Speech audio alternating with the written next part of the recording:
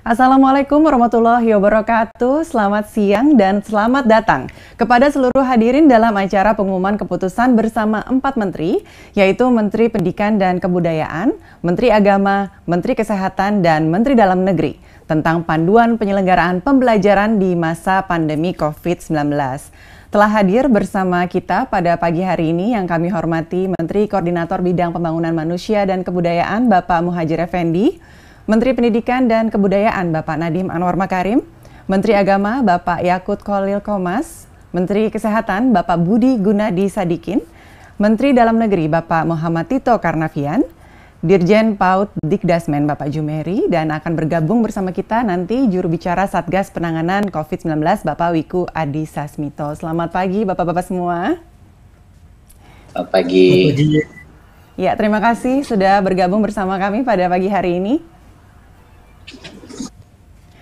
Selamat pagi juga saya ucapkan kepada para pemerintah daerah provinsi, kabupaten, dan kota, Kepala Dinas Pendidikan dan Kepala Dinas Kesehatan Provinsi, Kabupaten, dan Kota, para pejabat kementerian, rekan-rekan media, para tamu undangan, dan juga hadirin sekalian. Semoga kita semua selalu berada dalam lindungan Tuhan Yang Maha Esa. Senang sekali saya Astri Megatari dapat hadir di tengah Bapak Ibu semua pada pagi hari ini. Ya, Bapak dan Ibu sekalian, seperti yang kita ketahui bersama, pandemi COVID berpengaruh yang sangat besar terhadap pelaksanaan pendidikan, terutama dengan harus ditutupnya sekolah guna mencegah penyebaran virus di kalangan pelajar, pendidik, dan tenaga kependidikan. Maka dari itu acara pada pagi hari ini bertujuan untuk menyampaikan informasi tentang kesepakatan bersama 4 menteri dan menyamakan persepsi serta meningkatkan pemahaman antara pejabat pemerintah daerah, peserta didik, pendidik, tenaga kependidikan, dan orang tua atau wali siswa terkait panduan penyelenggaraan pembelajaran di masa pandemi COVID-19. Sehingga ini nantinya kita bersama-sama bisa mempersiapkan penyelenggaraan pembelajaran dan juga berperan aktif dalam percepatan penyelenggaraan pembelajaran tatap muka terbatas dengan aman. Baik, sebelum memasuki acara pada siang hari ini, mari bersama-sama kita saksikan tayangan yang berikut ini.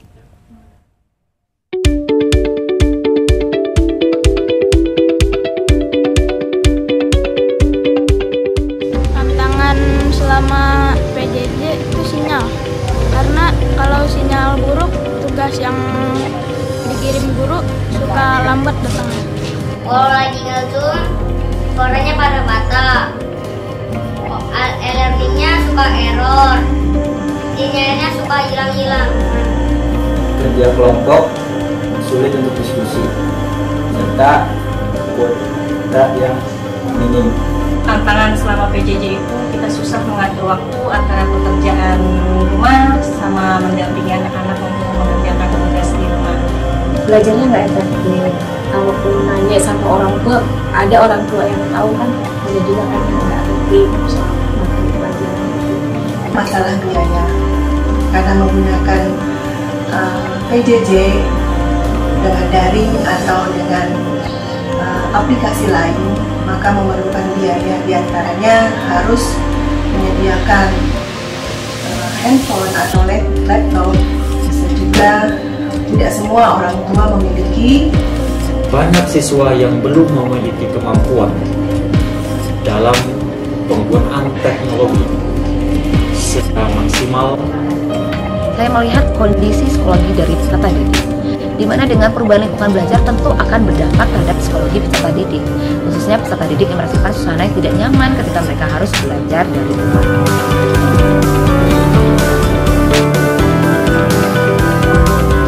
Ingin sekali belajar bertatap muka langsung. Aku mau banget sekolah seperti biasa. Aku pengen tatap muka ketemu teman-teman, soalnya udah lama nggak ketemu teman-teman juga. Keinginannya sudah pasti dia mau tatap muka agar materi-materi dari guru itu tercerna ke otak. Sebagai orang tua, kami sangat berharap untuk pembelajaran secara tatap muka, tetapi tetap mengikuti protokol kesehatan dari pemerintah. Dan kami juga sangat berharap tatap muka segera dilakukan, karena interaksi anak-anak dengan sekolahnya atau dengan guru-gurunya itu sangat membantu mereka dalam pengembangan diri.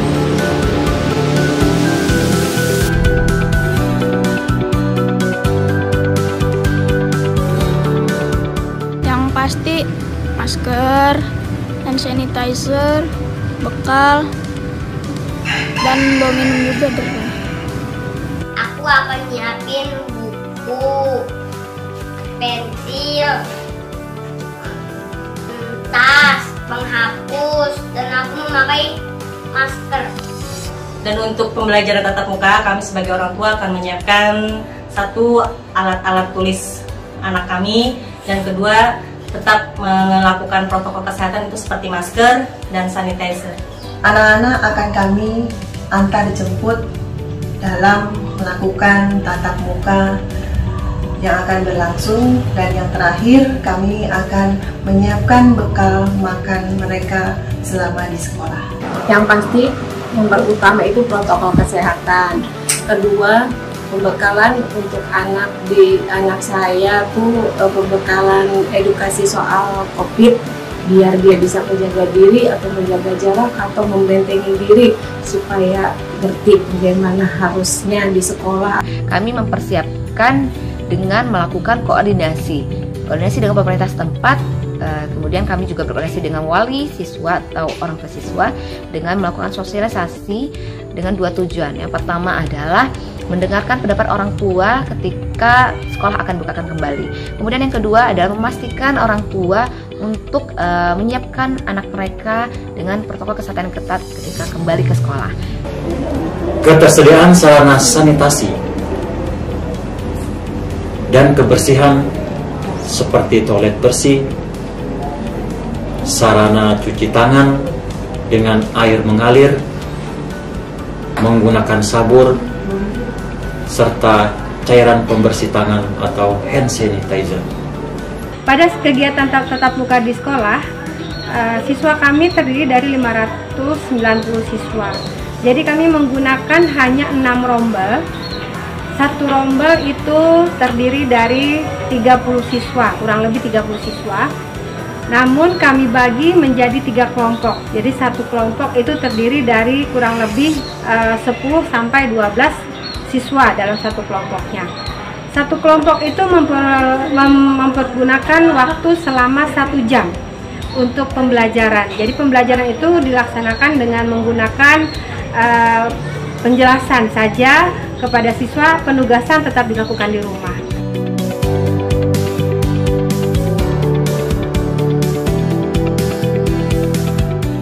Hal yang dirinduin kalau PTM itu suasana kelas atau suasana sekolah. Bersosialisasi secara langsung, bertemu teman. Aku rindu teman-teman, guru, dan juga belajar di kelas. Aku kangen banget kumpul-kumpul sama teman-teman, belajar bareng. Sudah 1 tahun kita menjalankan pembelajaran jarak jauh. Dan karena PJJ yang berkepanjangan ini, kita sudah merasakan banyak dampak negatifnya. Antara lain, kesenjangan hasil belajar, juga banyak anak-anak yang mulai putus sekolah, mereka bekerja, atau bahkan menikah di usia dini.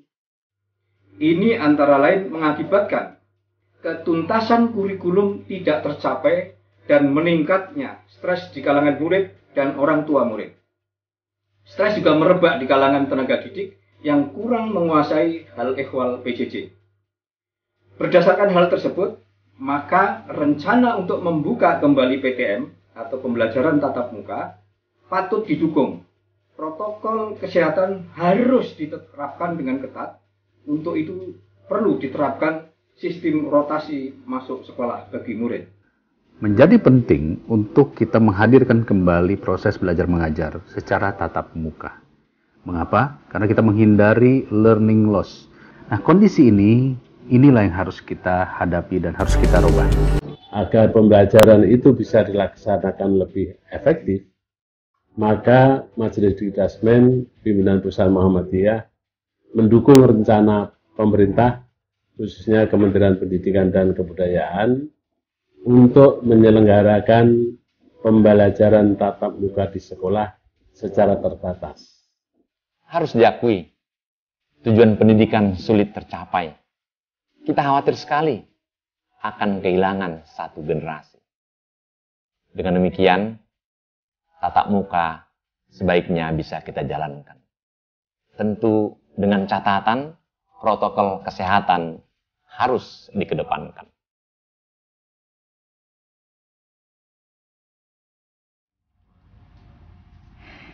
Ya, baru saja kita menyaksikan tayangan tentang aspirasi, keinginan, dan juga persiapan dari para murid, orang tua, guru, kepala sekolah, kemudian tadi ada juga tokoh-tokoh dan pakar tentang pembelajaran tatap muka.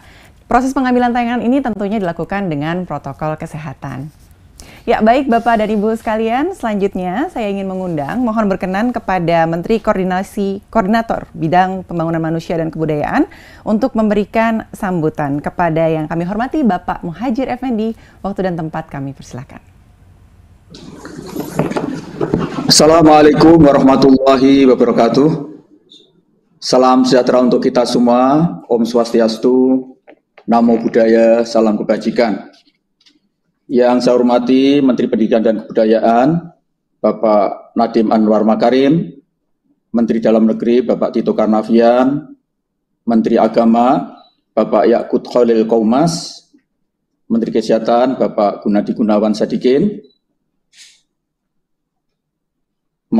Budi Gunadi Sadikin, Kepala BNPB, Direktur Jenderal Pendidikan Anak Usia Dini, Pendidikan Dasar dan Pendidikan Menengah, Kementerian Pendidikan dan Kebudayaan, para pejabat kementerian dan lembaga terkait, kepala daerah seluruh provinsi, kota dan kabupaten, kepala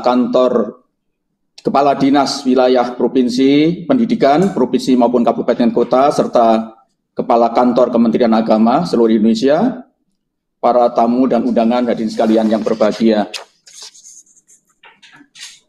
Pandemi COVID-19 telah menyebabkan anak-anak kita harus belajar di rumah demi keselamatan dan kesehatan mereka, serta untuk memutus mata rantai penularan dan penyebaran virus corona atau COVID-19.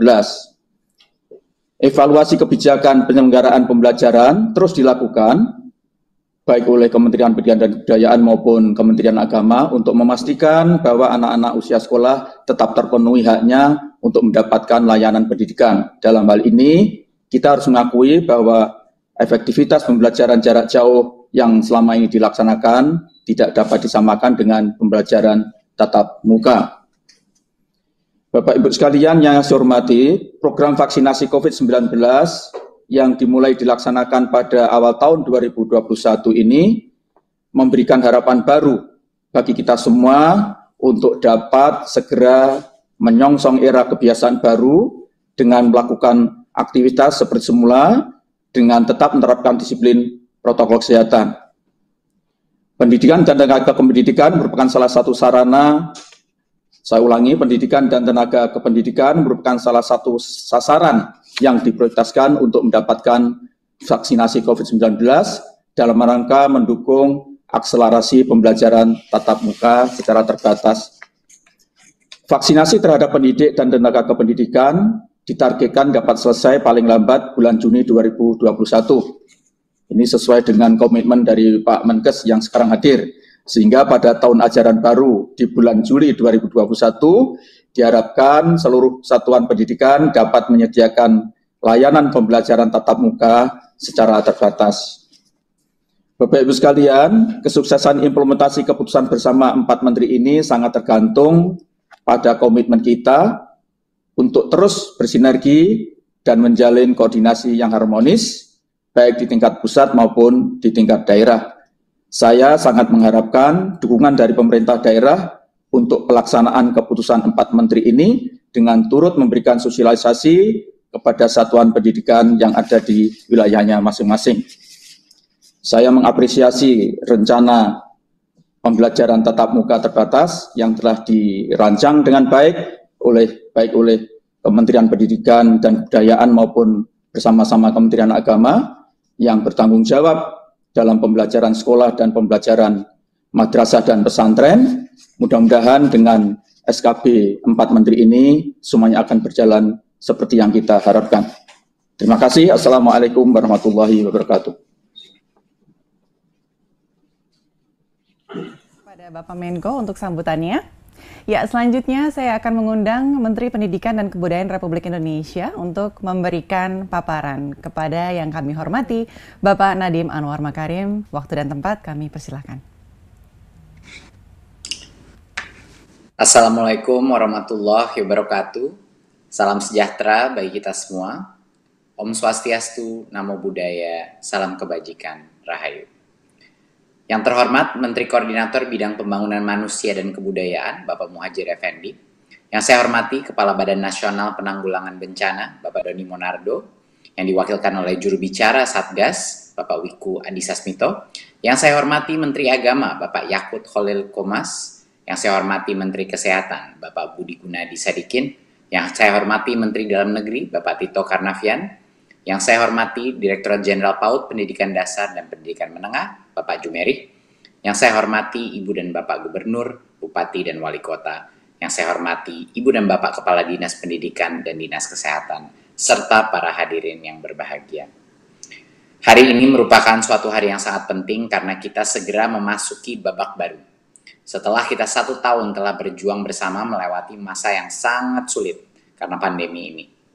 Sebelum menyampaikan paparan, saya pertama ingin mengucapkan dulu terima kasih sebesar-besarnya kepada Ibu dan Bapak Guru, serta adik-adik pelajar dan mahasiswa yang tetap bersemangat untuk mengajar dan belajar di tengah begitu banyak tantangan.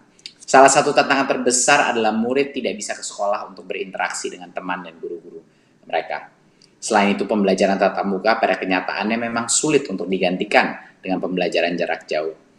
Oleh karena itu, perkenankan kami pada hari ini mengumumkan keputusan bersama 4 menteri tentang panduan penyelenggaraan pembelajaran di masa pandemi COVID-19. Izinkan saya ada sedikit paparan di sini. Ya. Ada 2 bagian dari paparan saya. Yang pertama adalah vaksinasi dan kedua adalah mengenai kebijakan pembelajaran setelah melakukan vaksinasi. Berikut. Alhamdulillah, seperti yang dibilang Pak Presiden, vaksinasi pendidik dan tenaga pendidikan menjadi salah satu prioritas negara dalam upaya akselerasi pembelajaran tatap muka. Ini yang sedang berjalan dan kami ingin mendorong Pemda untuk memastikan bahwa guru itu menjadi prioritas utama dalam pejabat publik dan sasaran vaksinasi ini untuk pendidik dan tenaga pendidikan. Jadi semua orang dewasa yang ada di dalam lingkungan sekolah kita. Vaksinasi ini diberikan untuk seluruh jenjang, baik pendidikan negeri maupun swasta, baik formal maupun non-formal, termasuk juga pendidikan keagamaan. Jadi kami berkoordinasi dengan Kementerian Agama juga. Dan prioritasi vaksinasi ini dilakukan berdasarkan tingkat kesulitan melakukan PJJ atau pembelajaran jarak jauh. Makanya saat vaksinnya sudah tiba, kami selalu memprioritaskan yang paling mudah dulu. PAUD, SD, SLB, dan sederajat, dan yang juga paling sulit melakukan tatap muka. Baru tahap 2 yaitu SMP, SMK, dan akhirnya tahap 3 yaitu pendidikan tinggi. Kenapa kita melakukan prioritasi ini adalah yang paling mudah itu yang paling sulit melakukan PJJ. Mereka yang paling juga punya potensi ketinggalan yang paling besar karena semakin mudah, semakin formatif pengalaman pendidikan mereka. Jadinya itu yang kita prioritaskan dulu. Berikut. Rencana vaksinasi seperti yang disebut Pak Presiden adalah ditargetkan vaksinasi untuk pendidik dan tenaga pendidikan selesai, diharapkan selesai di akhir bulan Juni 2021. Ya, kita mentargetkan untuk vaksinasi dosis yang pertama untuk tingkat jenjang yang lebih muda, PAUD, SD, SLB, itu paling lambat dilaksanakan pada akhir minggu kedua Mei 2021. Itu dosis pertamanya mereka. Dan untuk SMP paling lambat dilakukan akhir minggu keempat Mei 2021 juga, ya. Dan untuk pendidikan tinggi paling telat minggu kedua Juni 2021. Ini adalah target kami. Ini target yang tidak mudah dicapai, tapi kami sebagai pemerintah pusat ingin mentarget suatu target yang aspirasional agar kami bisa memastikan bahwa di bulan Juli hampir semua sekolah kita akan sudah bisa melakukan tatap muka secara terbatas. Tentunya vaksinasi yang dosis keduanya itu tergantung juga vaksinnya yang diambil yang mana.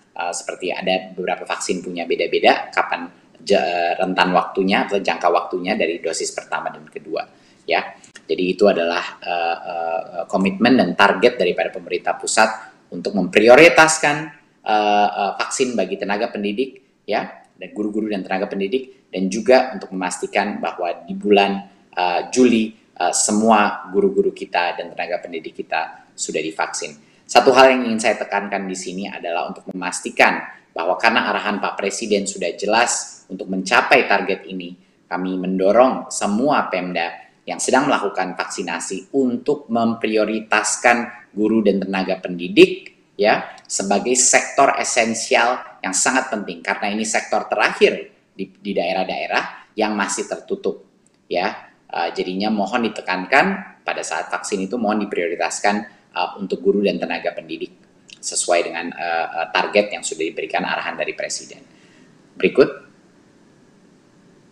Ya, sekarang kita masuk kepada kebijakan pembelajaran di masa ini, yaitu SKB, esensi daripada SKB 4 Menteri ini.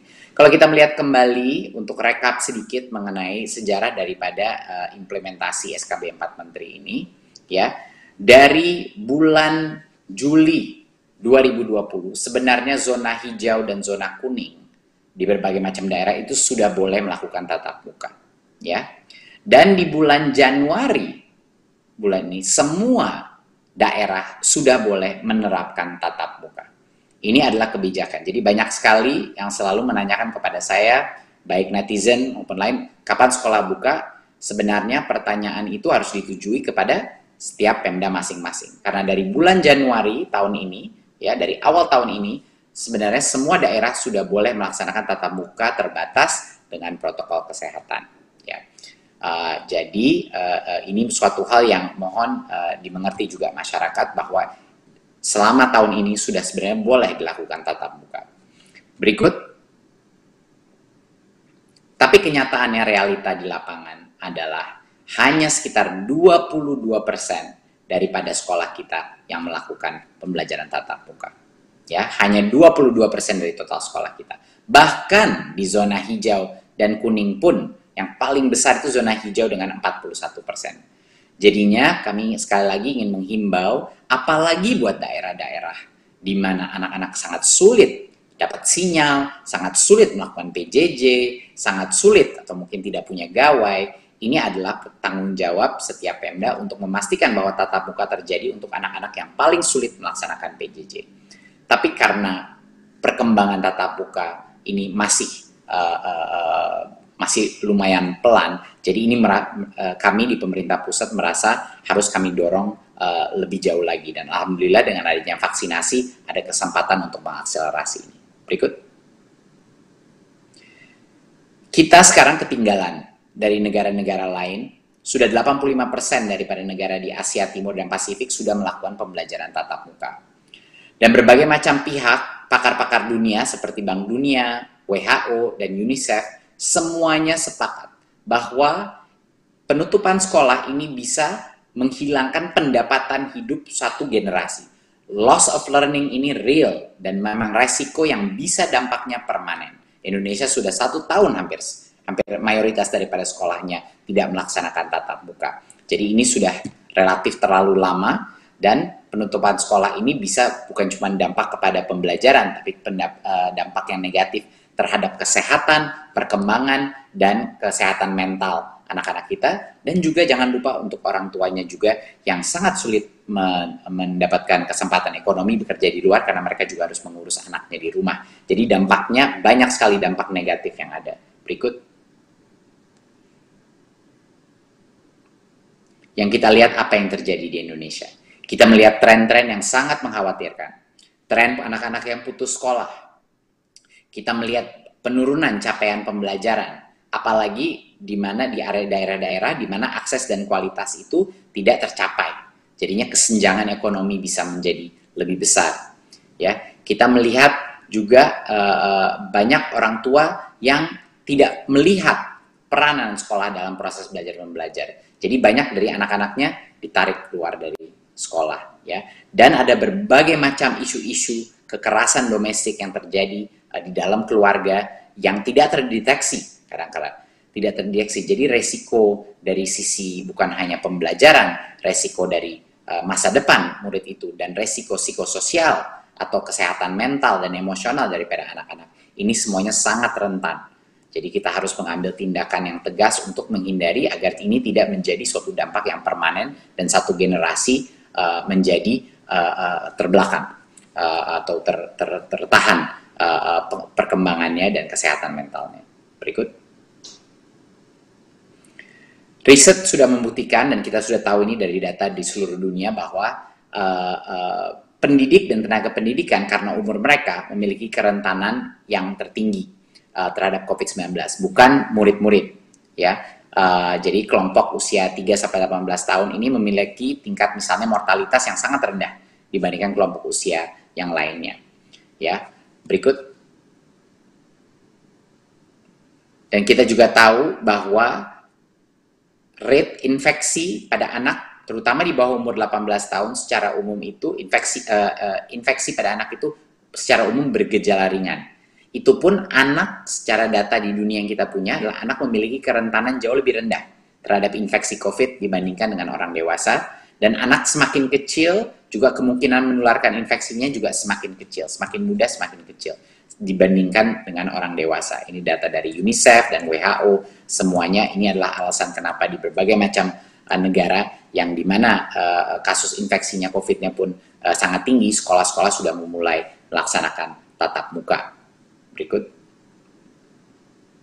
Jadi apa kebijakan yang kita keluarkan pada hari ini? Esensi daripada kebijakan adalah karena kita sedang mengakselerasi vaksinasi. Setelah pendidik dan tenaga pendidikan di dalam satu sekolah sudah divaksinasi secara lengkap, pemerintah pusat, pemerintah daerah atau kantor Kemenak mewajibkan satuan pendidikan tersebut untuk menyediakan layanan pembelajaran tatap muka terbatas dengan menerapkan protokol kesehatan.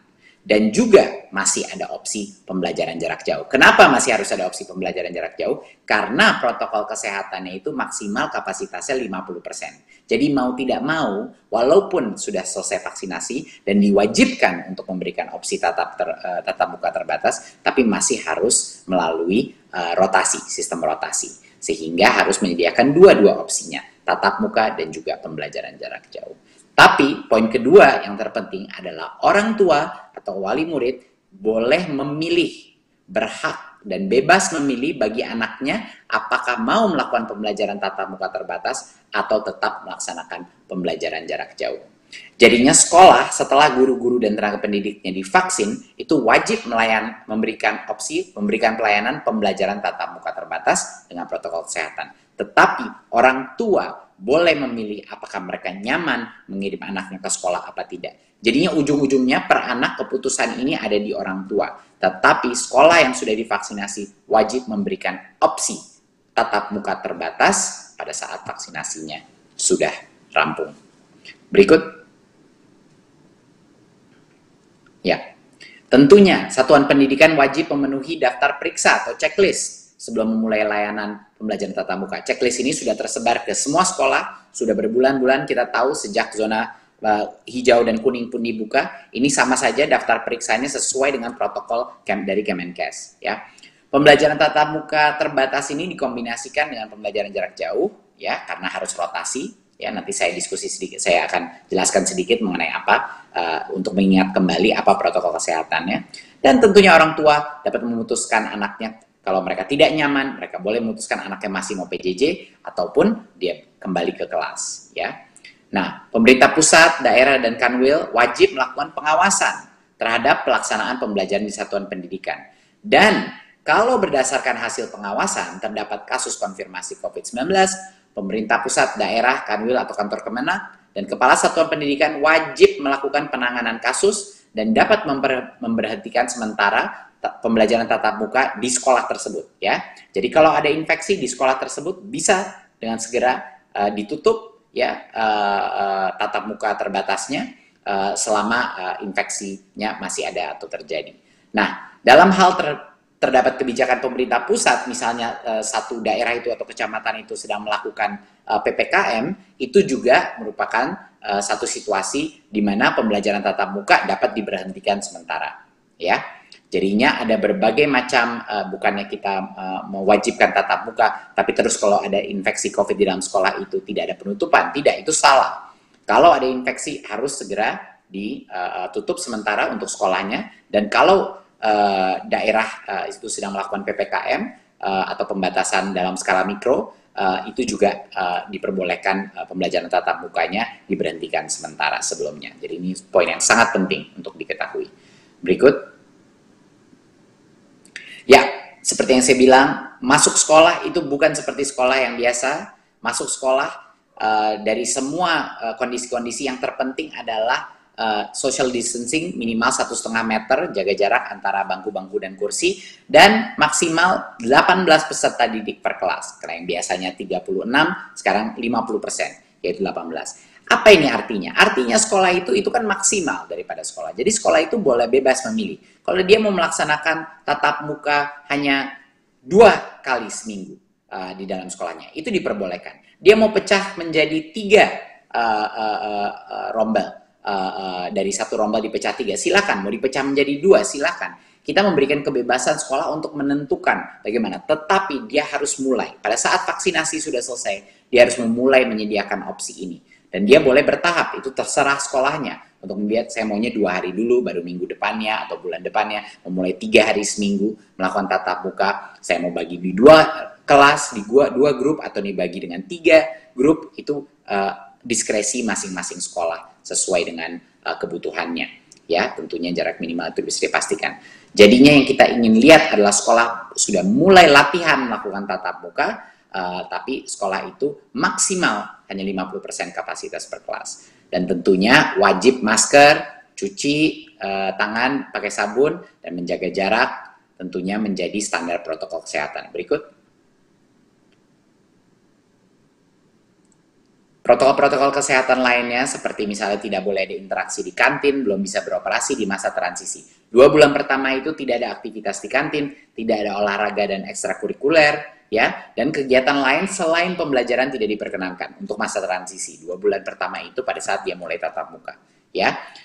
Tapi kegiatan pembelajaran misalnya di luar lingkungan, contoh guru kunjung itu seperti biasanya diperbolehkan, ya, tentunya dengan tetap menjaga protokol kesehatan. Jadi ini sangat penting. Masuk tatap muka terbatas ini sama sekali berbeda sama sekolah sebelum pandemi, ya. Tatap muka terbatas itu jauh lebih sedikit muridnya di satu tempat dengan pembatasan jarak yang ketat. Semua harus memakai masker dan tidak boleh ada aktivitas-aktivitas yang menciptakan kerumunan. Berikut. Ya.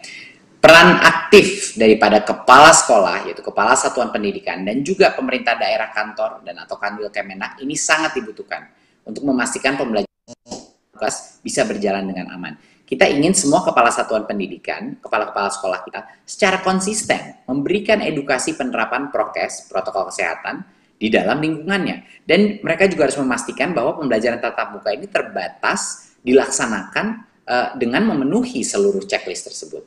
Dan menyiapkan Satgas COVID-19 di daerah masing-masing dan melakukan penanganan kasus jika ada yang terbukti kasus konfirmasi COVID-19. Jadi harus selalu siaga satuan pendidikan kita. Dan tentunya pemerintah daerah, kantor, dan atau Kanwil Kemenak untuk melalui Dinas Pendidikan dan Kesehatan memastikan pemenuhan checklist tadi. Protokol kesehatan itu benar-benar dipatuhi.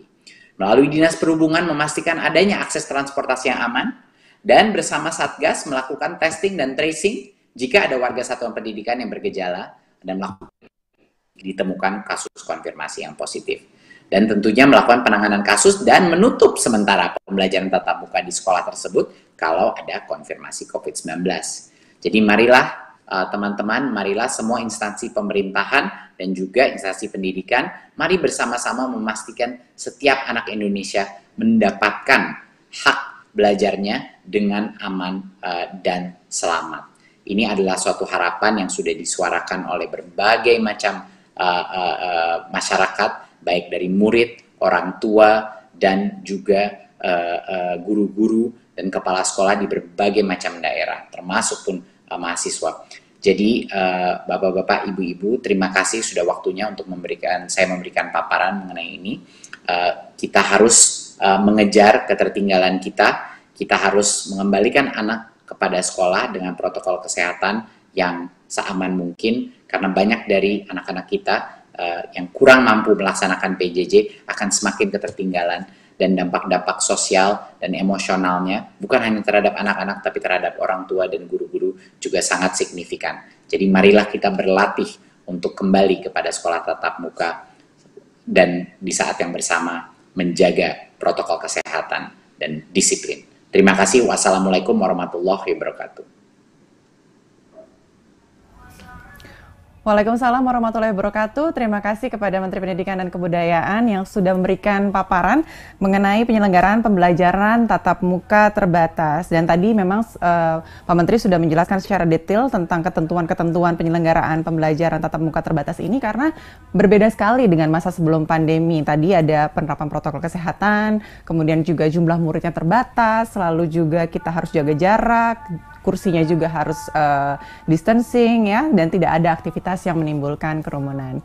Baik, dan selanjutnya untuk kita mengetahui lebih lanjut tentang penyelenggaraan pembelajaran tatap muka terbatas, saya ingin mengundang Dirjen PAUD Dikdasmen untuk memberikan paparan tentang berbagi praktik baik pembelajaran tatap muka. Kepada yang kami hormati, Bapak Jumeri, kami persilahkan. Terima kasih Mbak Astri. Assalamualaikum warahmatullahi wabarakatuh. Yang saya hormati Pak Menko PMK, Bapak Mendikbud, Bapak Mendagri, Bapak Menteri Agama, Bapak Menteri Kesehatan, Bapak Ketua Gugus Tugas, Bapak Ibu Gubernur, Wali Kota, Bupati, Kepala Dinas, dan hadirin yang berbahagia. Pada kesempatan ini saya ingin menyampaikan perihal praktek baik.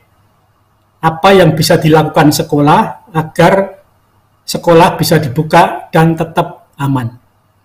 Tadi Pak Menteri sudah menjelaskan bahwa kebijakan mewajibkan satuan pendidikan membuka tatap muka berlaku setelah semua gurunya, tenaga kependidikannya diberi vaksinasi tanpa menunggu tahun ajaran baru 2021-2022.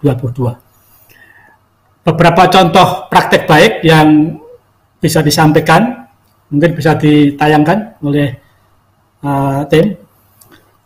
Ada banyak praktek baik yang sudah kita lihat di berbagai tempat, di antaranya SD Negeri 3 Pontianak Selatan, Kalimantan Barat. Sekolah ini telah memberlakukan pembelajaran tatap muka dan sudah punya praktek yang baik yang bisa kita tiru dari sekolah-sekolah yang lain. Apa persiapan yang dilakukan sekolah sebelum memulai tatap muka? Sekolah ini membentuk Satgas COVID-19 di sekolah yang terdiri dari guru-guru dan karyawannya. Kemudian sekolah ini juga mempersiapkan SOP atau prosedur PTM terbatas yang berlaku untuk sekolah itu. Kemudian melakukan pemenuhan daftar periksa, menyediakan fasilitas cuci tangan memakai sabun, kerjasama dengan puskesmas, menyiapkan masker, kemudian mengatur jarak antar siswa di mejanya di kelasnya, kemudian menyingkirkan meja yang tidak terpakai supaya tidak dipakai anak untuk berkerumun. Kemudian membuat selebaran-selebaran himbauan kepada warga sekolah untuk menjaga kesehatan. Kemudian memberitahukan rencana pembelajaran tatap muka kepada RT, kelurahan, dan kepada orang tua. Kemudian melaporkan perkembangan kesiapan uji coba tatap muka kepada pemerintah setempat. Kemudian bagaimana sekolah SD ini memastikan agar PTM terbatas berlangsung secara aman. Kepala sekolah menghimbau guru-gurunya untuk melakukan rapid test secara berkala. Kemudian mendata dan memastikan guru-guru, tenaga kependidikan, dan murid yang sakit tidak perlu masuk ke sekolah. Yang tidak enak badan tetap di rumah. Kemudian selalu menerapkan protokol kesehatan, menggunakan masker, mencuci tangan, menjaga jarak, dan menghindari kerumunan. Kemudian juga memastikan tidak ada yang masuk ke lingkungan sekolah tanpa izin. Jadi pintu gerbang sekolahnya dijaga, semua pihak yang masuk sekolah itu harus dengan pemeriksaan suhu, kemudian dicek kesehatannya dan sebagainya. Kemudian mengecek suhu setiap warga sekolah ketika datang dan pulang dari sekolah. Kemudian juga menghimbau guru dan tenaga pendidikan untuk terus mengikuti vaksinasi sesuai dengan ketentuan pemerintah. Lanjut. Kemudian seperti apa pembagian rombongan belajar yang dilakukan di SD 3 Pontianak Selatan? Sekolah ini melakukan anjuran pemerintah, yaitu menerapkan kapasitas 50% maksimal dalam satu rombongan belajar yang bisa masuk sekolah. Masing-masing kelompok belajar melakukan PTM sebanyak 2 kali dalam 1 minggu atau 2 hari dalam 1 minggu. Siswa nomor urut absen 1-16 masuk hari Senin sampai Rabu dan Rabu. Kemudian siswa nomor 17-32 masuk hari Selasa dan Kamis. Jadi sekolah ini hanya menerapkan 2 hari pembelajaran tatap muka. Berapa jam PTM terbatas dilakukan di sekolah ini? 1 kali pertemuan PTM terbatas ternyata hanya berlangsung 3 jam. Jam 7 sampai jam 10. Karena setiap kelompok belajar melakukan 2 kali pertemuan dalam 1 minggu, maka setiap siswa melakukan PTM di sekolah 6 jam seminggu. Jam masuk dibuat selang-seling dengan beberapa menit, dengan jeda beberapa menit, supaya anak-anak tidak ketemu antara yang datang dengan yang pulang, sehingga tidak terjadi kerumunan. Lantas bagaimana kombinasi PTM terbatas dengan pembelajaran jarak jauh dilakukan di sekolah ini? PJJ dilakukan secara daring melalui WhatsApp Groups untuk memberikan materi kepada kelompok belajar yang pada hari tersebut tidak masuk sekolah. Kemudian memberikan dan mengumpulkan tugas. Jadi anak-anak memberikan tugas, diberi tugas, dan mengumpulkan tugas lewat WhatsApp Group. Hari-hari anak-anak masuk ke sekolah digunakan sebagai konsultasi, media konsultasi peserta didik kepada Bapak Ibu gurunya tentang mata pelajaran yang ditugaskan di rumah. Kemudian pada hari Jumat, guru-guru bersama kepala sekolah melakukan evaluasi pembelajaran tatap muka di sekolah tersebut. Ini sebuah kebiasaan yang baik dari SD Negeri 3 Pontianak. Dan saya punya keyakinan banyak praktek baik yang sudah dilakukan di berbagai daerah. Kita bisa sharing, bisa tukar-menukar antar sekolah. Lanjut. Kemudian ini contoh praktik baik dari SMA Negeri 9 Bengkulu Selatan, Provinsi Bengkulu. Apa persiapan yang dilakukan sekolah sebelum PTM terbatas? Sekolah ini mempersiapkan kurikulum yang digunakan dalam kondisi khusus. Nah, kurikulum ini bebannya tidak seberat keadaan normal. Dilakukan modifikasi, hanya materi-materi yang esensial yang diberikan untuk putra-putrinya. Kemudian melakukan pengadaan alat protokol kesehatan, tempat cuci tangan, hand sanitizer, masker, dan sebagainya. Dana BOS yang disalurkan dari pemerintah pusat untuk satuan-satuan pendidikan bisa dimanfaatkan untuk membeli sarana kesehatan bagi sekolah itu. Dan apalagi sekarang BOS kita sudah dengan indeks majemuk. Untuk daerah-daerah yang tersulit sudah diberi indeks yang lebih tinggi dibandingkan daerah-daerah perkotaan. Kemudian juga di sekolah ini mempersiapkan ruang belajar sesuai dengan petunjuk pada SKB 4 Menteri, yaitu maksimal 50% dari jumlah anggota kelas yang bisa masuk dalam satu angkatan. Mempersiapkan sarana fisik sekolah, seperti membersihkan kamar mandi, memastikan air bersihnya bisa lancar begitu. Kemudian melarang kerumunan di sekolah. Bagaimana sekolah memastikan agar PTM terbatas berlangsung secara aman? Sekolah menganjurkan, selalu mengingatkan untuk patuh pada protokol kesehatan, memakai masker, mencuci tangan, dan menghindari kerumunan. Tidak membuka kantin dan tidak melakukan kegiatan yang menimbulkan kerumunan. Selalu mengingatkan peserta didik untuk menjaga iman, aman, dan imun. Ini moto di SMA Negeri 9 Bengkulu Selatan.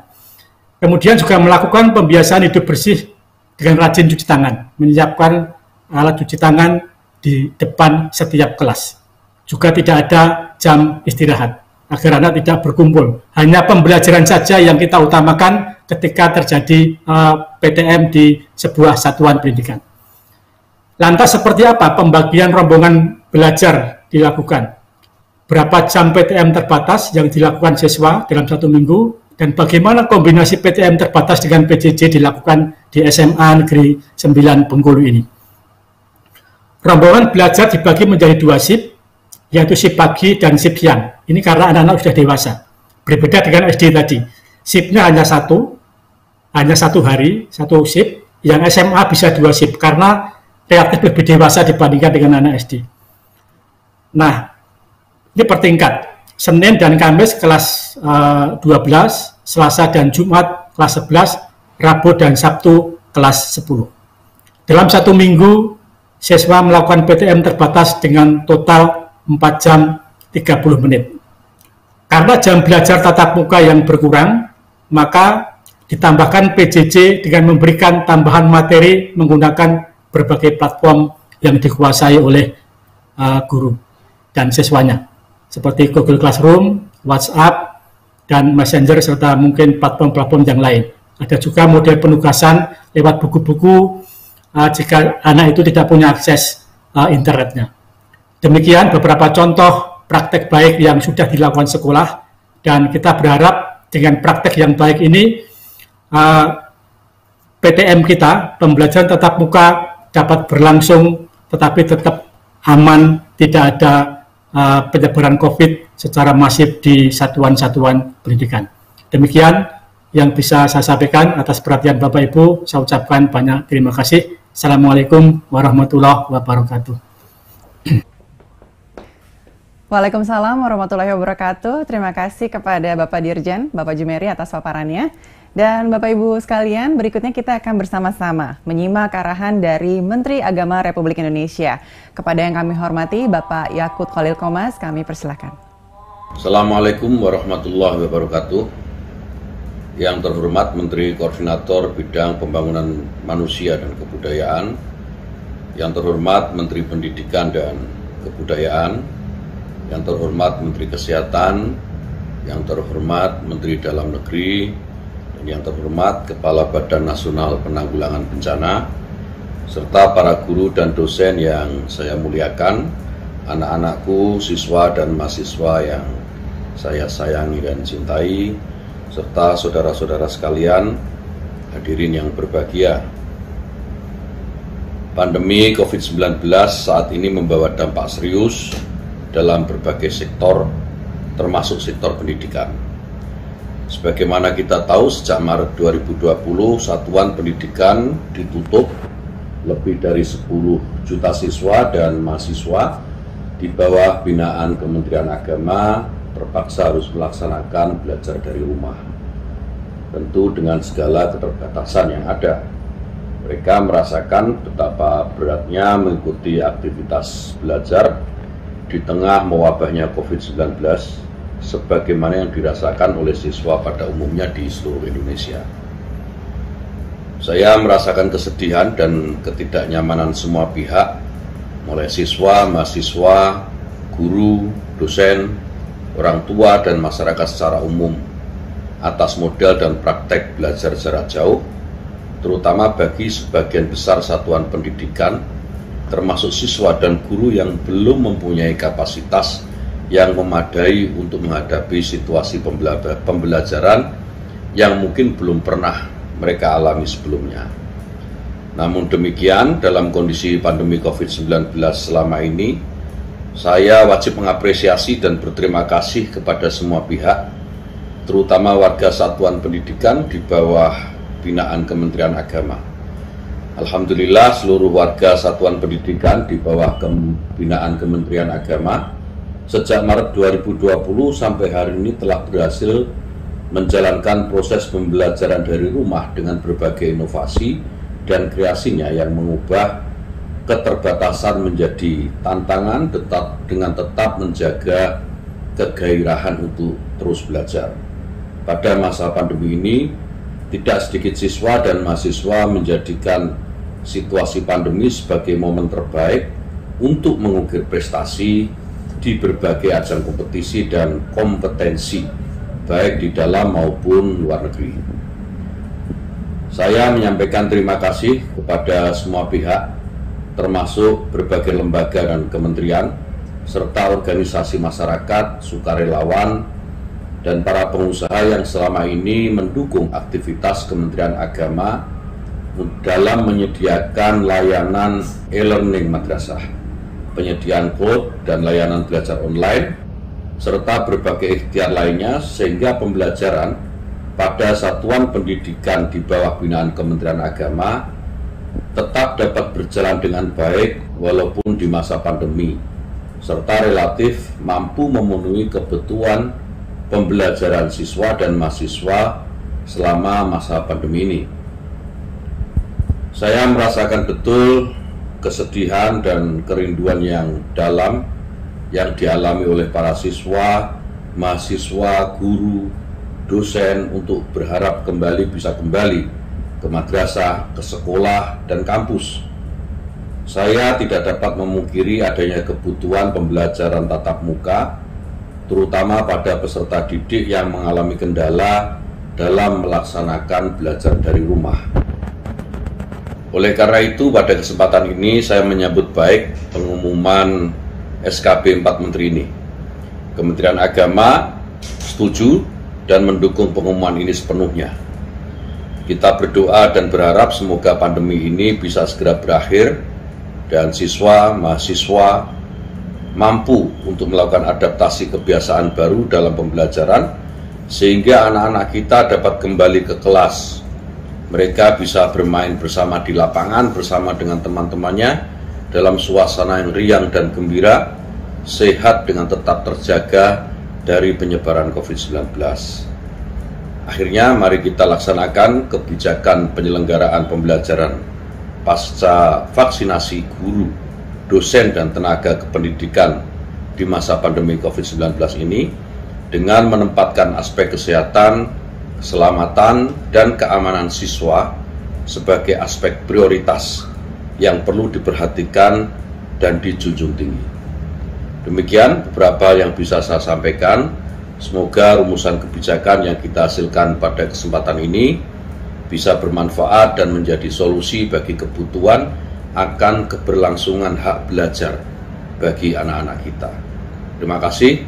Assalamualaikum warahmatullahi wabarakatuh.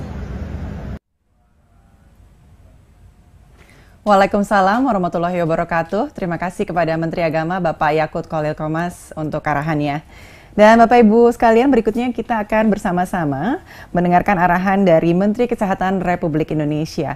Kepada yang kami hormati Bapak Budi Gunadi Sadikin, kami persilakan. Ya, saya hormati Pak Menko PMK, Pak Menteri Pendidikan, Pak Menteri Agama, Pak Menteri Dalam Negeri, Pak Kepala BNPB, serta rekan-rekan sekalian. Assalamualaikum warahmatullahi wabarakatuh. Salam sejahtera untuk kita semua. Jadi Pak Menteri Pendidikan, kami sangat mendukung bahwa kegiatan belajar mengajar bisa kembali dijalankan. Karena kami percaya sektor pendidikan yang terus berjalan merupakan investasi yang sangat penting untuk manusia Indonesia ke depan dan juga untuk ekonomi Indonesia ke depan. Baik pendidikan dan kesehatan, kedua sektor ini merupakan investasi bangsa yang besar untuk 10, 20, sampai 30 tahun ke depan. Jadi apapun keputusan yang kita buat sekarang harus benar-benar mempertimbangkan dampaknya 10, 20, sampai 30 tahun ke depan. Dan saya merasa sangat terharu dan sangat mendukung agar proses pembelajaran ini bisa kembali seperti normal.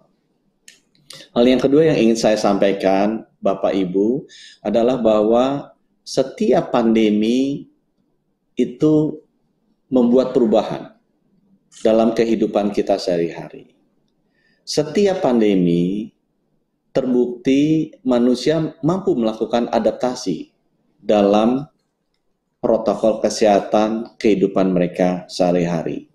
Untuk seluruh aktivitasnya, bisa aktivitas belajar mengajar, bisa aktivitas transportasi, bisa aktivitas berkumpul bersama, bisa aktivitas acara keagamaan. Terbukti beberapa pandemi besar manusia selalu berhasil mengadaptasi. Kalau kita ingat salah satu pandemi terbesar di dunia terjadi di Eropa di abad 13-an, terkenal dengan nama wabah hitam atau the Black Death. Manusia bisa beradaptasi. Ratusan juta manusia mati pada saat itu.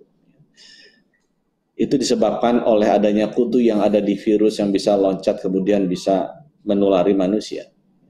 Manusia tahu gimana caranya hidup lebih bersih, bagaimana bisa mengurangi populasi tikus, bisa bagaimana mencegah penularannya, beradaptasi manusia dengan cara hidup yang jauh lebih sehat, ya, yang lebih bersih.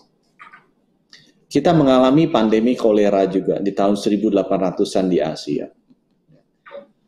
Sampai sekarang pun masih jalan, dan pandemi kolera ini mungkin membunuh juga sudah puluhan juta di seluruh dunia. Nah, pandemi ini juga disebabkan oleh virus dan juga sudah ada vaksinnya, dan manusia bisa beradaptasi dengan melakukan perubahan perilaku, menerapkan standar protokol kesehatan yang baru, terutama terkaitan dengan sanitasi dan hygiene, ya, sehingga kita bisa tangani. Nah, Bapak Ibu, di topik kedua ini saya sampaikan adalah bahwa pandemi sudah terjadi dan sudah dialami umat manusia beberapa kali. Yang pertama, umat manusia bisa melakukan adaptasi dan terbukti selalu bisa survive untuk hidup melampaui masa pandemi. Apa yang dia harus lakukan adalah perubahan perilaku, melakukan standar protokol kesehatan, melakukan cara hidup yang baru, cara hidup yang lebih sehat. Karena kita tahu semua pandemi itu panjang berlaku. Jarang sekali, atau saya nggak pernah lihat ada pandemi yang selesai dalam waktu 1 tahun. Pandemi ini akan gradually berkurang menjadi epidemi, tapi tetap ada virusnya, tetap ada bakterinya. Ya. Kolera pun sampai sekarang masih ada orang yang terkena, walaupun sudah 100 tahun lebih. TBC pun masih ada orang yang terkena, walaupun usia pandeminya sudah 100 tahun lebih. HIV juga masih ada, walaupun sudah puluhan tahun pandemi itu ada. Ya, tapi mungkin berkurang menjadi epidemi. Itu topik yang kedua yang saya ingin sampaikan. Pandemi itu panjang, kita harus hadapi tidak hanya setahun, tapi kita terbukti selalu bisa beradaptasi untuk menghadapi pandemi dengan mengubah perilaku, dengan mengubah gaya hidup kita, dengan menerapkan standar protokol kesehatan yang baru. Nah, itu juga berlaku di pandemi COVID-19. Pandemi COVID-19 harus dihadapi dengan strategi menghadapi pandemi yang sebenarnya juga sudah standar. Saya ada tadi kirim sedikit chartnya, nggak tahu kalau itu bisa ditampilkan atau tidak oleh teman-teman dari Kemendikbud. Tapi WHO memberikan ada 4 strategi yang harus dijalankan bersamaan, bukan sendiri-sendiri, bersamaan untuk mengatasi pandemi. Yang pertama dan yang paling penting adalah perubahan perilaku, gaya hidup baru, standar protokol kesehatan. Itu yang paling penting. Ya. Termasuk juga untuk proses pendidikan. Yang kedua adalah bagaimana, dan itu harus dilakukan oleh pemilik dari industrinya. Ya. Bagaimana pendidikan mendefinisikan protokol kesehatan bersama-sama dengan kami. Bagaimana Kementerian Pendidikan melakukan gaya hidup baru yang lebih sehat bersama kami. Bagaimana Kementerian Pendidikan membuat ini tata cara belajar mengajar yang baru bersama kami. Tapi ini merupakan strategi yang sangat penting, terbukti membuat manusia selamat dari segala macam pandemi yang sudah kita alami, dan ini juga harus kita lakukan.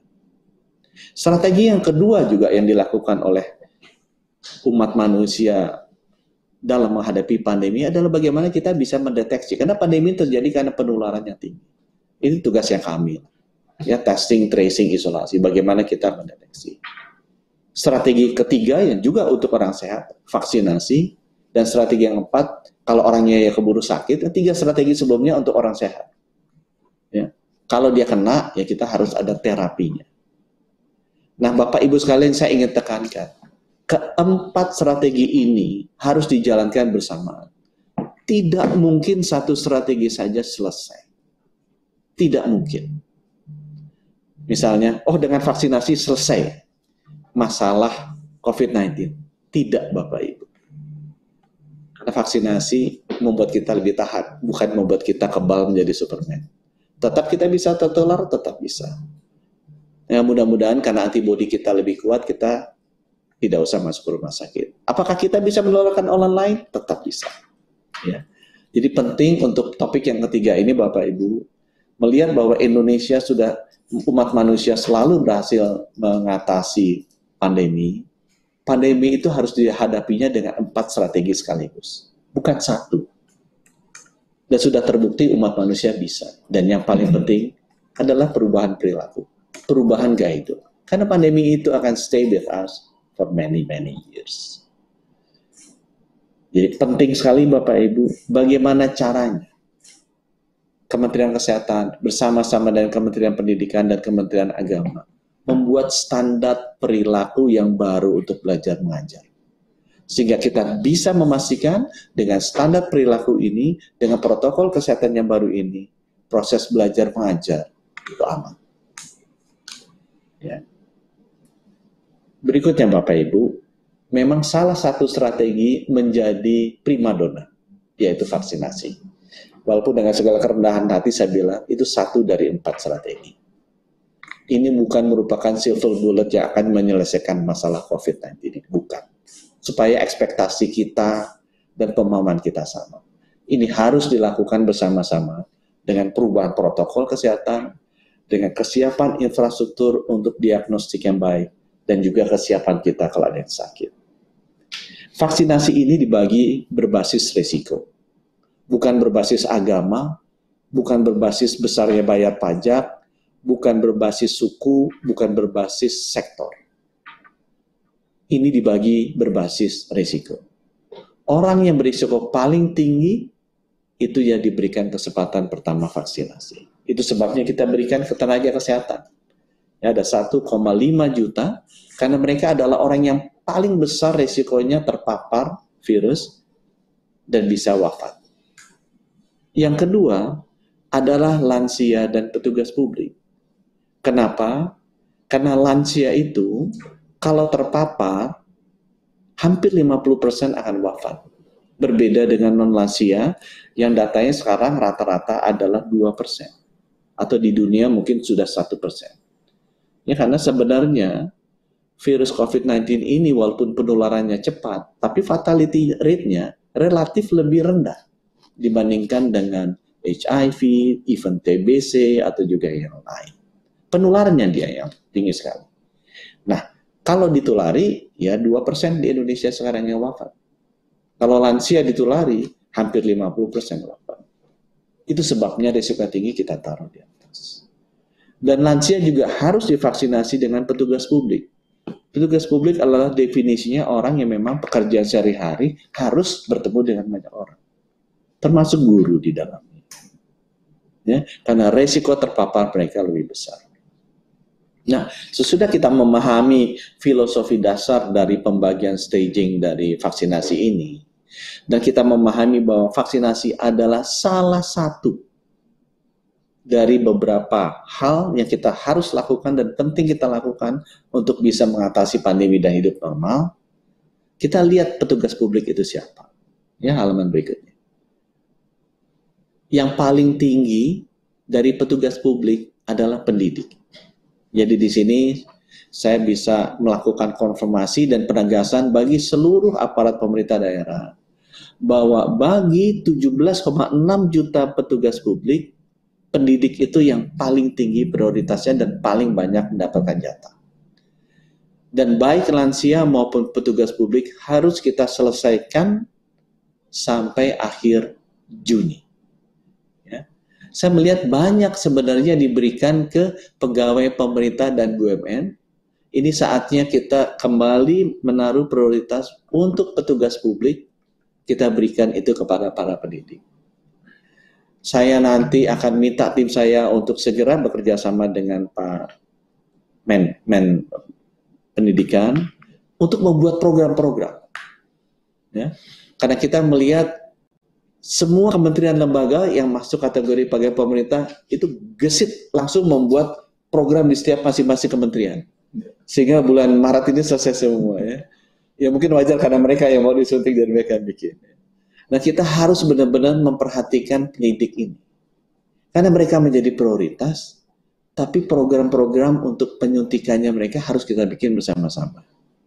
Jadi kami mohon semua sekolah, semua universitas, semua pemerintah daerah, yuk bantu para pendidik kita untuk membuat program satu sekolah suntik bersama atau beberapa sekolah di satu kota suntik bersama, sehingga mempercepat akselerasi karena kita harus menyelesaikan 5,6 juta suntikan ini sampai akhir Juni.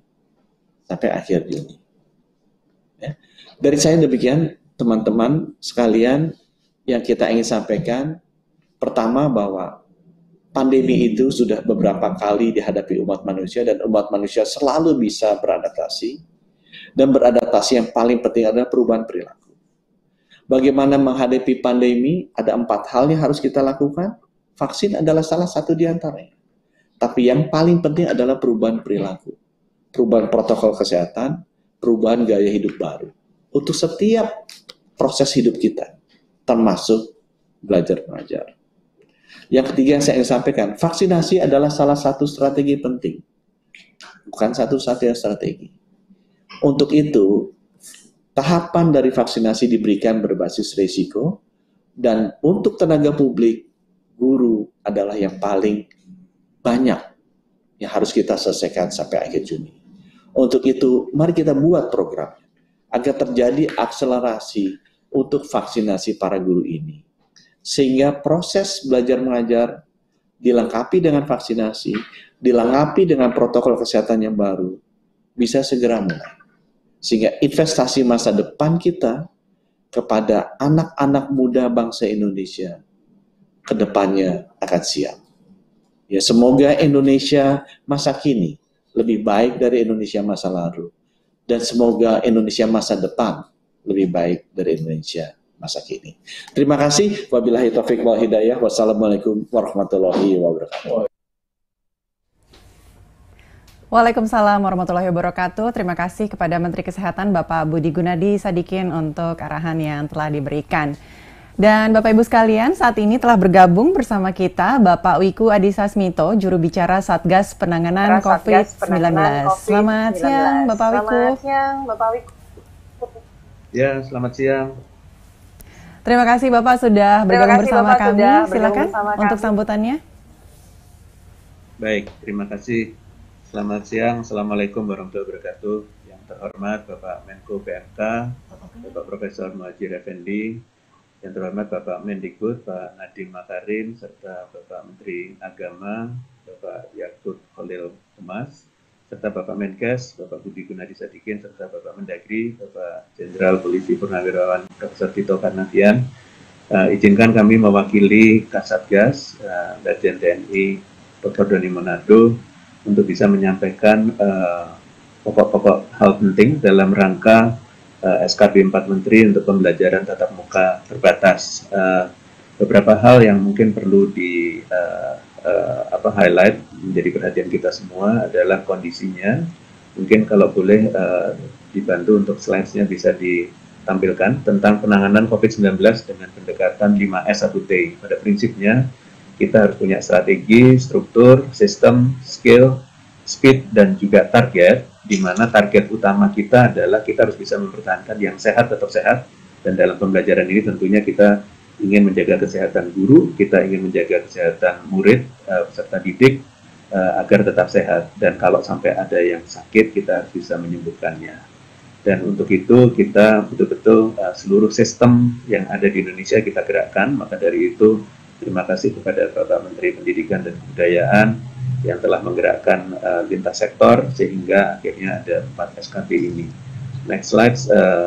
Kalau kita lihat sebenarnya sekitar 14% kasus itu pada usia anak sekolah, dan kalau kita lihat dari seluruh kasus anak sekolah ini yang banyak memang pada usia 7-12 tahun, yaitu ada 49.000, dan juga pada usia 16 sampai 18 tahun atau usia SMA ada 45.000 lebih. Jadi ini yang perlu kita perhatikan. Memang totalnya 14% dari seluruh kasus di Indonesia. Jadi perlu menjadi perhatian kita semuanya. Kita harus tetap menjaga mereka tetap sehat dan bisa produktif untuk belajar. Next slide. Kalau kita lihat perkembangan kasus positif yang ada di usia sekolah di slide berikutnya. Nah, kalau kita lihat di sini terlihat bahwa memang kenaikan kasus dan juga penurunan kasus secara nasional itu juga mengenai juga kelompok umur yang ada baik PAUD, SD, SMP, SMA terjadi juga. Memang CFR-nya relatif rendah dilihat dari kondisi secara nasional di kita, dan ini adalah berita baik juga bahwa anak-anak relatif terlindungi dari fatalitas kalau melihat seperti ini. Namun slide berikutnya kita juga harus bisa lihat tentang kematian. Kalau kita lihat dari kematian, kita juga bisa lihat bahwa kondisinya fluktuatif dan korban memang ada juga di anak-anak usia sekolah. Kalau kita lihat dari komorbid, nah ini yang penting bahwa memang pada anak-anak penyakit komorbid ini mungkin belum muncul atau tidak ada.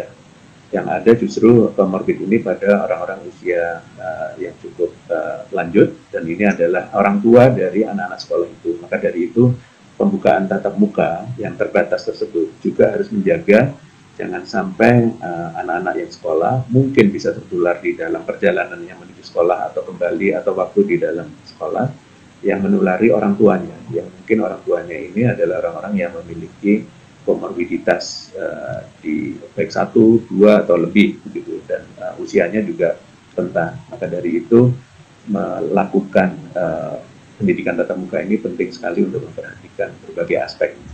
Next slide. Nah, dalam pembukaan sektor pendidikan tatap muka terbatas, kita harus mengikuti tahapan. Mungkin next slide bisa ditampilkan ya. Bahwa prosesnya mulai dari prakondisi, timing, prioritas, koordinasi, dan monitoring evaluasi. Jadi Bapak Ibu sekalian, terutama pemerintah daerah yang memberikan izin pembukaan aktivitas tatap muka terbatas tersebut, betul-betul melakukan simulasi. Pastikan bahwa semua kondisinya siap, disimulasi mulai dari anak-anak sekolah itu berangkat dari rumah, menuju ke sekolah, aktivitas di sekolah sampai selesai, kembali lagi ke rumah. Dan semua proses itu harus dalam tatanan baru yang aman, jadi produktif, tapi aman COVID. Jadi tidak terjadi penularan kepada anak-anak, kepada guru, kepada lingkungannya termasuk di rumah. Dan kalau kita sudah bisa exercise seperti itu, tentunya setiap daerah akan berbeda-beda karena kondisinya berbeda-beda. Inilah tugas tanggung jawabnya dari Satgas yang ada di daerah yang tadi sudah disebutkan oleh Pak Menteri Pendidikan dan Kebudayaan, dan juga dengan adanya kebijakan PPKM dan PPKM Mikro itu tentunya menjadi alat kita untuk memastikan bahwa kebijakan di daerah betul-betul bisa menjalankan sesuai dengan arahan dari pemerintah pusat. Dan kalau kita next slide lihat dari zonasi, ini kondisi zonasinya relatif sudah membaik dibanding sebelumnya. Jadi kalau dilihat warnanya, relatif sudah banyak yang kuning dan oranye. Memang awalnya dulu hijau, kemudian sempat banyak yang merah, tapi sekarang sudah kondisinya risiko penularannya relatif sedang dan rendah. Dan ini harus tetap dijaga dan diperbaiki agar lebih banyak yang hijau, dan pembukaan tatap muka tentunya memperhatikan zonasi seperti ini di tingkat kota dan kabupaten. Next slide. Dan dengan adanya zonasi dengan PPKM dan PPKM Mikro yang sekarang sudah di 15 provinsi, di Jawa 7 provinsi, Jawa Bali 7 provinsi, kemudian ditambah 3, kemudian ditambah 5 sehingga totalnya ada 15. Dan ini di tingkat RT RW mereka bisa mengidentifikasi kasus-kasus terkonfirmasi tergantung jumlahnya, sementara merah adalah lebih dari 10 rumah dalam satu RT, maka zonanya jadi merah, dan ada cara skenario pengendaliannya. Ini yang akan datang akan diperketat lagi untuk yang merah, oranye, kuning, dan hijau, sehingga lebih sedikit rumah yang positif sudah merah, oranye, kuning, dan tentunya ini juga menjadi kendali dari Satgas dan Posko di daerah untuk melakukan kendali apabila terjadi penularan di sekitarnya dan yang harus diperhatikan oleh fasilitas pendidikan. Jadi tentunya kita buka, kita simulasi, kemudian dilakukan tatap mukanya sesuai dengan simulasinya yang pas. Kemudian apabila ada apa-apa, maka Satgas dan Posko di daerah harus siap untuk bisa mengendalikan, karena fungsi Posko ada 4, yaitu adalah pencegahan, penanganan apabila ada kasus, termasuk 3T di situ. Kemudian ada fungsi pembinaan, yaitu penegakan disiplin. Di situ ada Babinsa dan Babin Kaptipmas dan seluruh perangkat desa dan tokoh masyarakat. Yang keempat adalah fungsi pendukung. Ini adalah infrastruktur yang bagus untuk mensupport adanya kebijakan pembelajaran tatap muka yang terbatas. Next slide.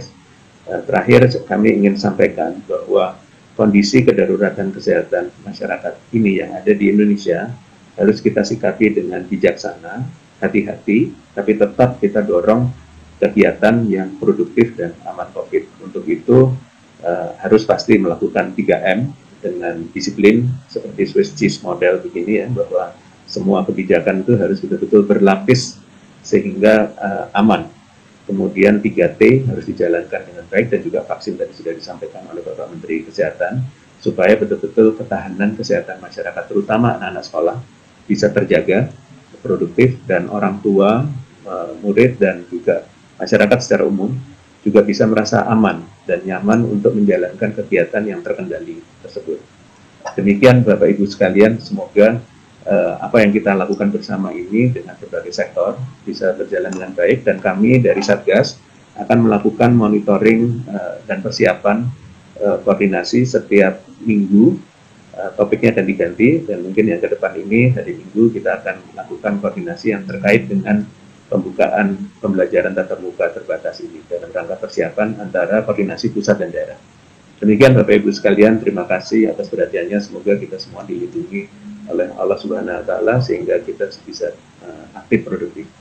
Terima kasih. Wassalamualaikum warahmatullahi wabarakatuh.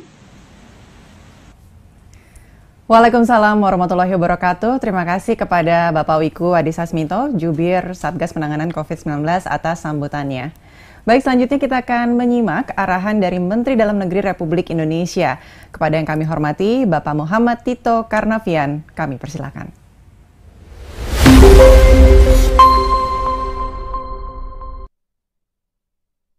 Assalamualaikum warahmatullahi wabarakatuh. Selamat siang, salam sejahtera untuk kita semua. Om Swastiastu, Namo Buddhaya, salam kebajikan. Yang saya hormati Bapak Menteri Koordinator Bidang PMK Profesor Dr. Muhadjir Effendi, kemudian yang saya hormati Menteri Pendidikan dan Kebudayaan Mas Nadiem Anwar Makarim, Bapak Menteri Agama yang dalam hal ini diwakili oleh Wakil Menteri Agama Bapak Zainud Tauhid, akang saya Menteri Kesehatan Bapak Budi Gunadi Sadikin, dan juga senior saya Kepala BNPB Letnan Jenderal TNI Doni Monardo, Bapak-bapak, para gubernur, bupati, wali kota Indonesia, para kepala dinas pendidikan baik tingkat provinsi, kabupaten, kota, juga kepala dinas kesehatan tingkat provinsi, kabupaten, kota, hadirin sekalian yang saya muliakan. Pertama-tama tentu kita dengan tiada hentinya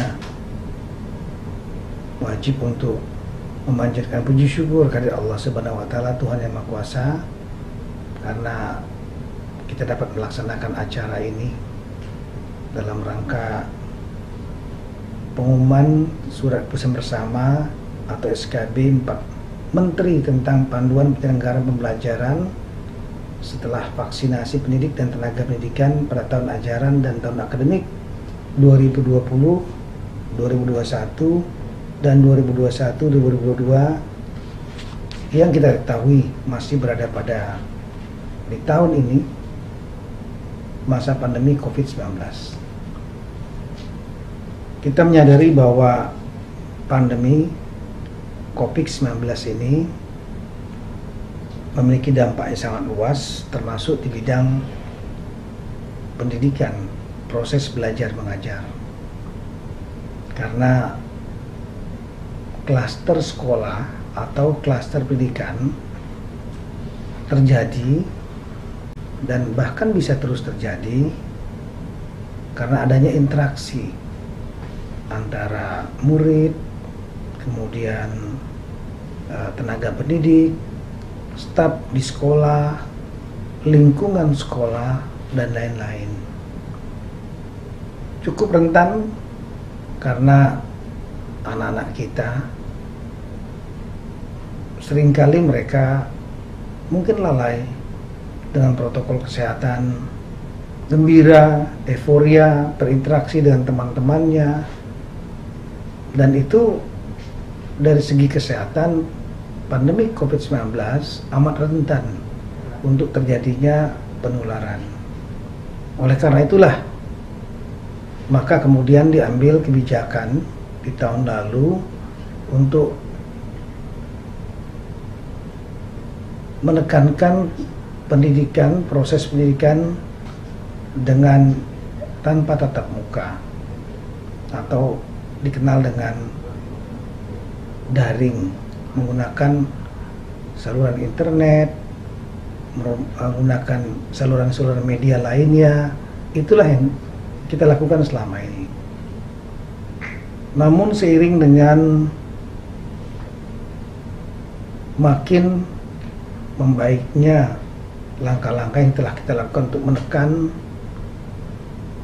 angka positif, kemudian tingkat kesembuhan yang meningkat, serta angka kematian yang relatif stabil atau bahkan menurun, meskipun kita tentunya menghargai setiap nyawa manusia,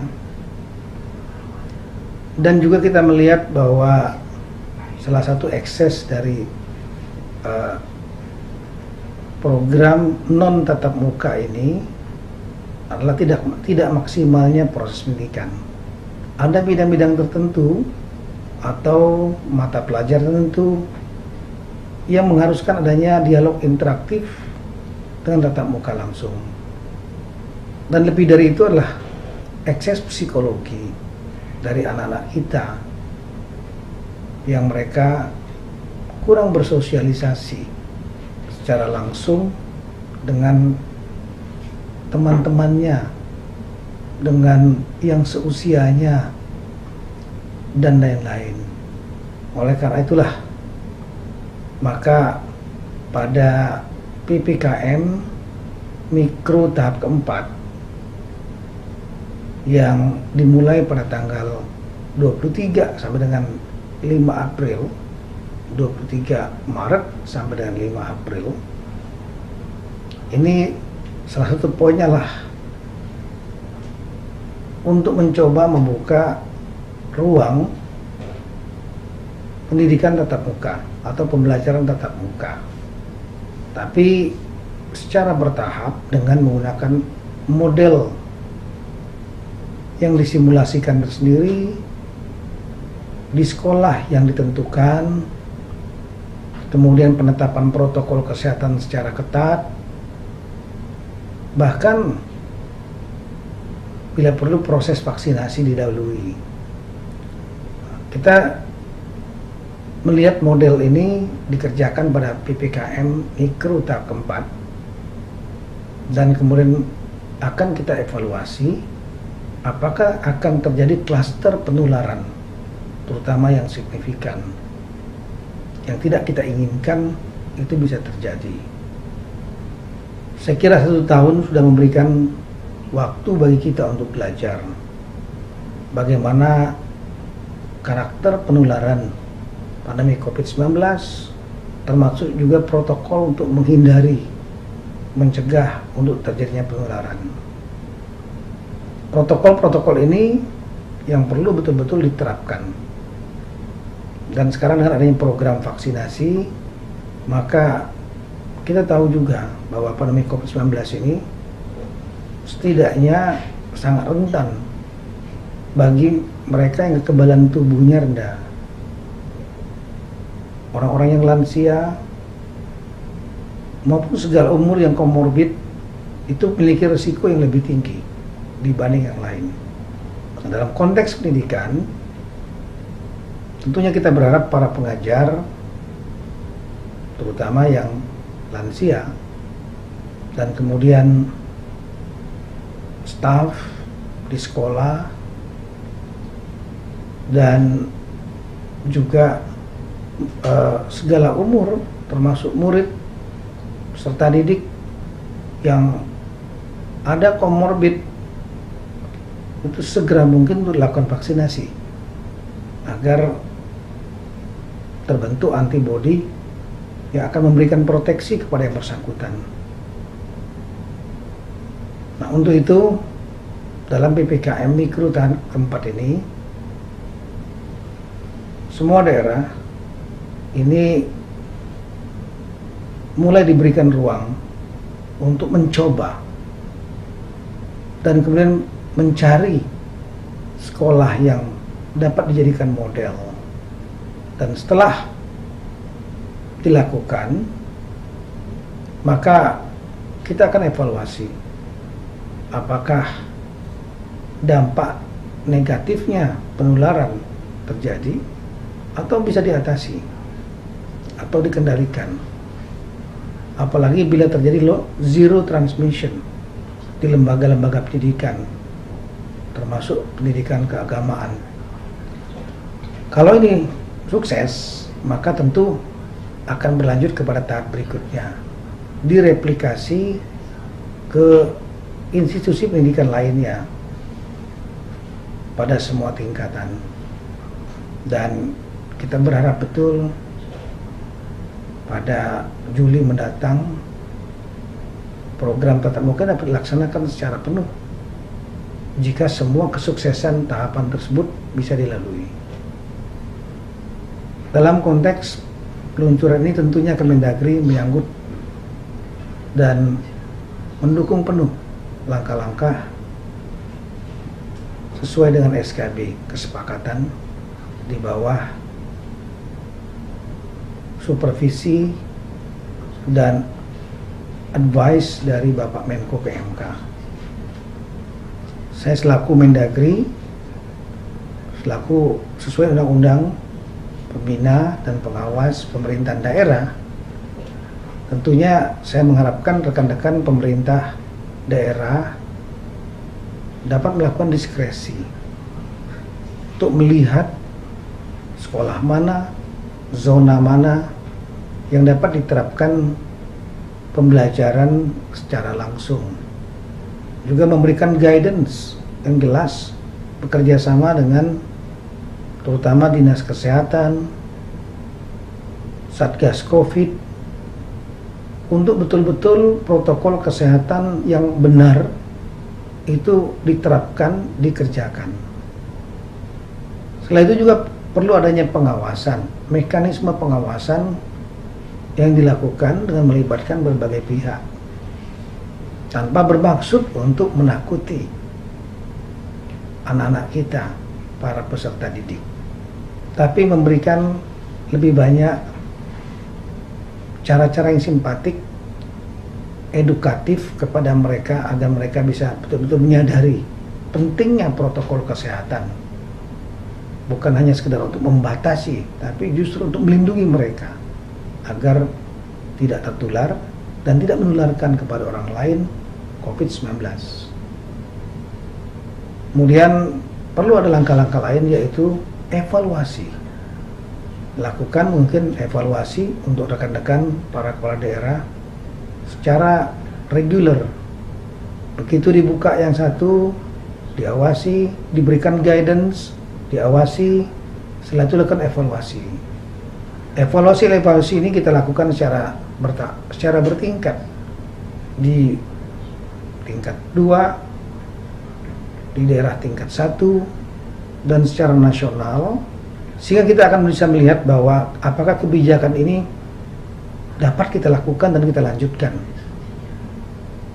Daerah-daerah mana saja yang boleh, mungkin bisa dipilahkan yang bisa melaksanakannya dengan baik, otomatis kita akan dukung untuk memperluas tatap muka. Tapi kalau ada daerah yang kita anggap tidak sukses, terjadi klaster penularan, maka otomatis evaluasi ketat kita harus lakukan, bila perlu memberhentikan dulu, dan kemudian memperbaiki, dan setelah itu baru kita terapkan kembali dan evaluasi kembali nantinya. Kemudian juga gunakan APBD yang ada, khususnya di bidang pendidikan, kemudian BTT, belanja tidak terduga, anggaran yang berhubungan dengan penanganan COVID dan dampak sosial ekonominya dapat digunakan dalam rangka untuk mendukung pembelajaran tatap muka yang dilakukan sekali lagi secara bertahap dengan hati-hati. Dan akhirnya tentu kita berharap bahwa semua tahapan-tahapan ini dapat kita jalani baik. Semua daerah memahami, membuat kebijakan yang benar, mengawasi dengan baik, melakukan evaluasi juga dengan tepat, dengan harapan pembelajaran tatap muka akan dapat dilakukan secara menyeluruh pada waktunya nanti, dan kemudian ini akan membuat sistem pendidikan, proses pembelajaran akan menjadi lebih baik, lebih maksimal dibanding dengan terbatas pada sistem daring. Saya juga memahami bahwa beberapa daerah sulit melaksanakan sistem daring karena jaringan internet yang mungkin tidak ada atau mungkin sangat low, kecepatan yang sangat rendah dan kapasitasnya rendah. Ini memang menjadi solusi tatap muka untuk daerah-daerah yang memang menghadapi persoalan seperti itu. Akhirnya sekali lagi Kemendagri siap untuk mendukung langkah-langkah dalam rangka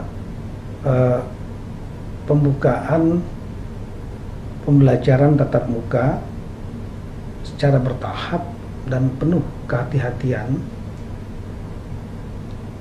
bersama-sama dengan semua stakeholder lainnya, terutama Kementerian Pendidikan dan Kebudayaan, Kementerian Kesehatan, Kementerian Agama, dan juga dukungan dari Satgas COVID-19. Semoga dengan langkah-langkah ini proses pembelajaran dan sistem pendidikan kita akan lebih baik lagi untuk menghasilkan hasil didik yang betul-betul memiliki kualitas yang baik dalam rangka untuk meningkatkan sumber daya manusia yang produktif bagi bangsa Indonesia. Sekian, terima kasih. Assalamualaikum warahmatullahi taala wabarakatuh.